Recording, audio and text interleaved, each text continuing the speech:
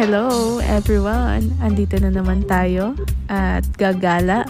Pupunta na naman tayo ng Batangas. This time sa Calayo, Nasugbu naman tayo pupunta. Meron kaming nakitang affordable na resort dito sa may Calayo na pwede rin mag-tent pitching. So tara, samahan niyo kami sa aming biyahe. Dito pala tayo dumaan ngayon sa may Cabiang dahil dito malapit yung ating pupuntahan. So napakaganda ng weather nung weekend, kaya ibig sabihin time yun para mag-ride tayo at para maligo na rin sa dagat.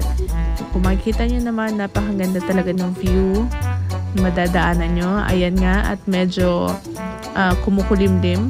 Ito nga pala yung ating pupuntahan, Sandilum Beach, dito sa Calayo, Batangas. So, kinuha namin yung closed cottage na good for 10 packs. Di ko na na-videohan yung kabuuan.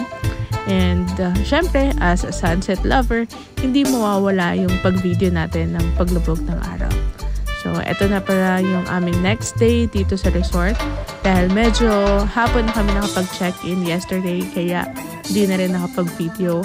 So, malinaw yung tubig dito and kung makikita nyo naman, napakaganda, napakakalmado lang and Instagram-worthy din yung mga spots dito.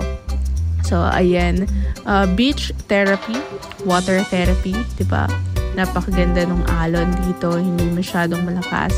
So, masarap din talaga maligo at magbaba dahil nga summer na ngayon, sobrang init na. And ayan, tignan nyo naman yung isa dito. Tuwan-tuwa siya dahil meron daw effect yung pag-exercise niya kada gabi and yung pagdo-jogging and walking niya. So, medyo miliit na daw yung tiyan niya, sabi niya. At ito nga, tamang video lang kami habang naglalakad dito sa may beach.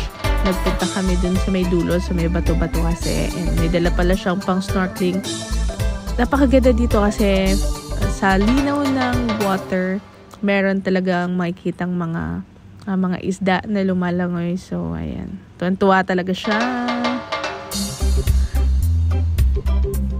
So, tamang laro na naman kaming dalawa dito. Ayan.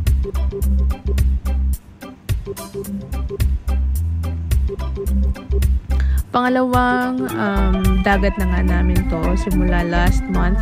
So, medyo nakakarami na rin kami ng gala dahil nga maganda yung weather. So, ibig sabihin masarap mag-long ride.